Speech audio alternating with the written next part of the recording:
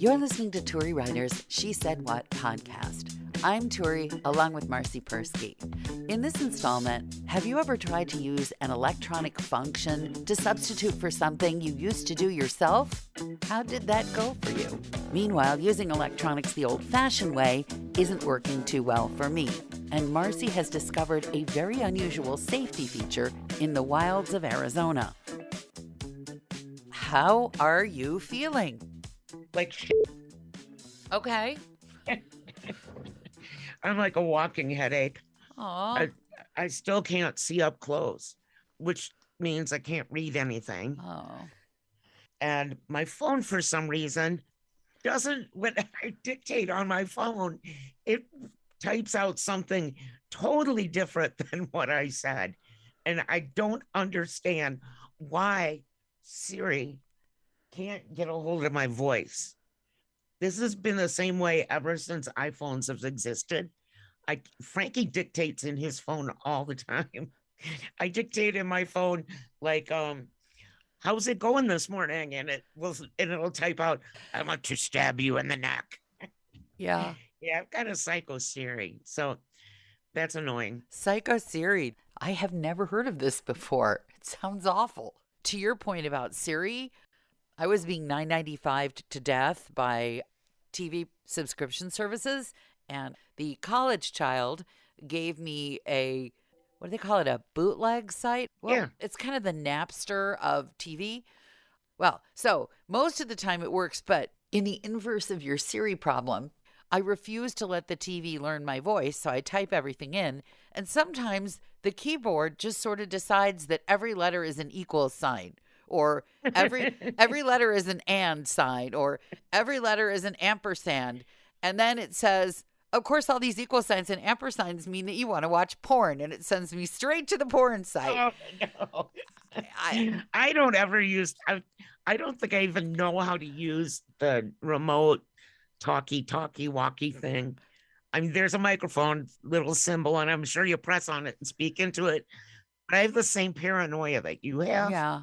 On this, we are as one. Yes. Now I have like no choice if I need to text somebody. Oh. And about an hour ago, I sent them a message and just said, I have a headache. I'm wearing sunglasses in the house. I'm taking 2 days off. So, Deal. Yeah. Deal. Yeah, deal is right. But I have good news. Yeah. What? I can't read this to you. That's my cataract surgery. However, see all this paper right here? Does this mean you now own Marci Persky Road? I do. It's official. All right. Woohoo! I'm putting up my toll booth. I'm just trying to decide how much I want to charge. For those of you who may be listening for the first time, Marci refinanced her house, and like 10 feet of the frontage road to her house went through Forest Service land. And so she had to totter down to the government building.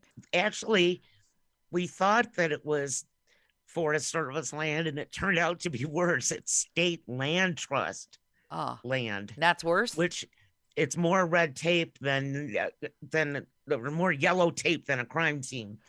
This little chunk of road had to go through something like 7 committees. And $501. Well, for 7, I don't know why the one. Just to make it seem like there were actual people and real math done on your behalf. But yeah, we couldn't refinance because we couldn't get a clear title to the house because of that little chunk of road. The way that we live in the mountains. We live in rural nowhere. They should have given you like a catapult and said, here, just catapult yourselves over the 10 foot of Forest Service land, for whatever it is, state trust land. But it's been months. It took months. If you stop to think, though, that it was 7 committees, they went really fast. I guess. I don't know. We went through, 3 refinancing companies, and finally went with a local one. They just said, okay, we know you. Speaking of okay, we know you, I've got my knickers in a twist this week because due to COVID, our house of worship was closed to in-person services, and we were reopening. And now, because of this wave of church shootings and synagogue shootings and defacings and random attacks, our tiny, tiny, tiny little synagogue, which really, I mean, realistically, on a typical morning, there would be maybe 35 people there, and everybody knows everybody. And if there's somebody new, they've called ahead and sent their vaccination card. But the community has decided to add security theater. We've decided, I think quite reasonably, to lock the door, and someone will be sitting there and you knock and they let you in, so that like you and whose army can't come storm the. Is there a password? You know what? There sort of kind of is. Well, don't tell it. You can whisper it. Here's the thing.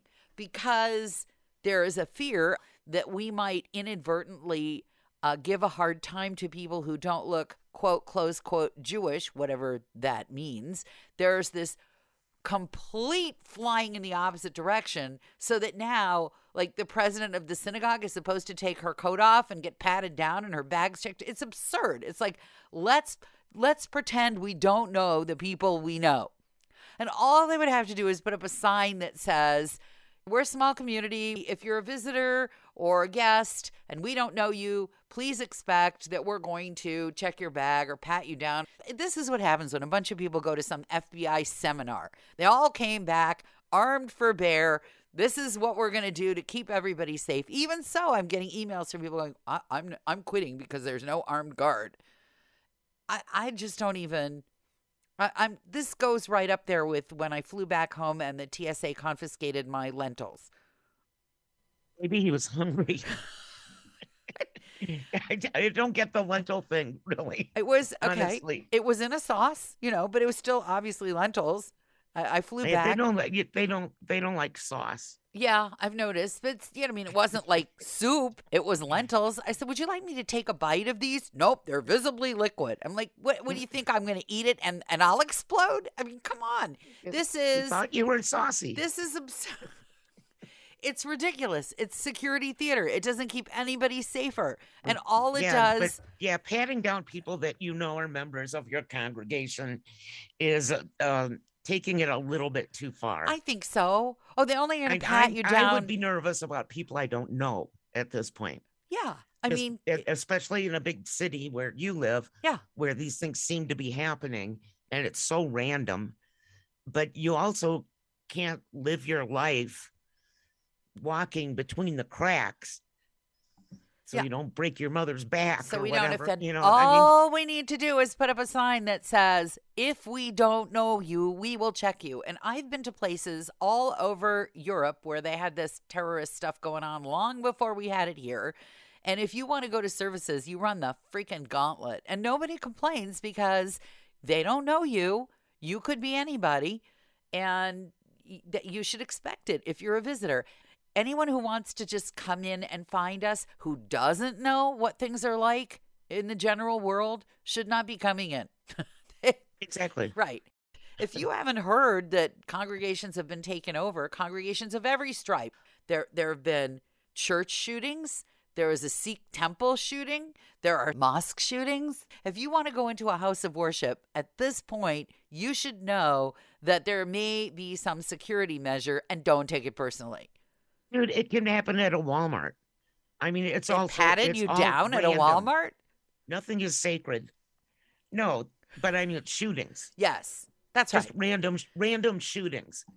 And houses of worship, I don't see them as any different at this point. Oh, I do. I totally do. Just going out in public. I totally do, because the Walmart's a business and their job is to keep some people out. As a house of worship, your job is to let anybody who wants to come in.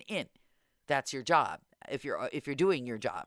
That is weird that they are patting down people that they know. Only if you want to wear your coat into the sanctuary. Presumably, if you want your coat to explode in the hallway outside the sanctuary or in the cloakroom, that's all right. That's a little weird to me. Well, okay. This reminds me, this is definitely security theater. This reminds me of, it'll make sense in a second, the fear of what might happen as opposed to what's likely to happen. When I first had a kid, people tried to sell me every kind of security device under the sun. And I'm a big fan of the car seat. Like, I'm totally like, get the best car seat. On the other hand, a lock on my toilet seat seemed like a bad idea. But people were like, 100%. you need a lock on your toilet seat so your child doesn't fall in and drown. And I'm thinking, what? What? I'm the most uncoordinated person as far as my hands go. And I'd be going through so many adult diapers if there was a lock. I would pee on my own hand. I mean, I cannot imagine that the stuff that they sell you for security for children. Yeah. Again, no pillow in the crib. All right, so my kid has a flat head. I can deal with that. But dude, I'm thinking back into when I was in grade school and we would have nuclear drills, which involved sitting out in the hallway with our hands on our heads. yes, because putting your hand on your head is a great idea. To protect you from a Nuclear bomb. war. Security theater. On the other Yep. hand, the poor folks of Ukraine, I bet they're glad they built those bomb shelters now. They're all living down there. Yeah, they are. So maybe, forget the hands on the head, but now I'm thinking maybe a Yes, bomb shelter. Maybe that makes sense. Yeah, no, I would totally build a bomb shelter out here. Really? I'm paranoid as heck now. Oh yeah. In the middle of nowhere where you live, you would build a bomb shelter? Who's going to bother you where you live? I'm in a major urban center. Who on earth is going to bomb the wilds of Arizona? Maybe you're overpopulated.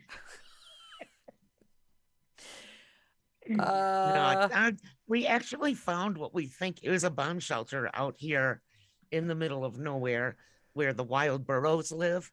Yeah. We were out just like driving on the road that turns into a 2-track. Yeah. And we took a whole bunch of pictures of it. I should try and find them and put them up on our Instagram. Oh, totally. When I can see. Yeah. But we pulled over and we walked all over it. And it looks like it's an old school bomb shelter. It's this huge cement slab and it's got doors. And then it's got like a little breathing area thing, which I was wondering, wouldn't you breathe in radiation if you were in there? But I bet it's like full of, freeze dried food.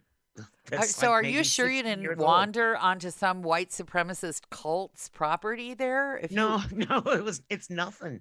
No, there's nothing out there. There are no houses.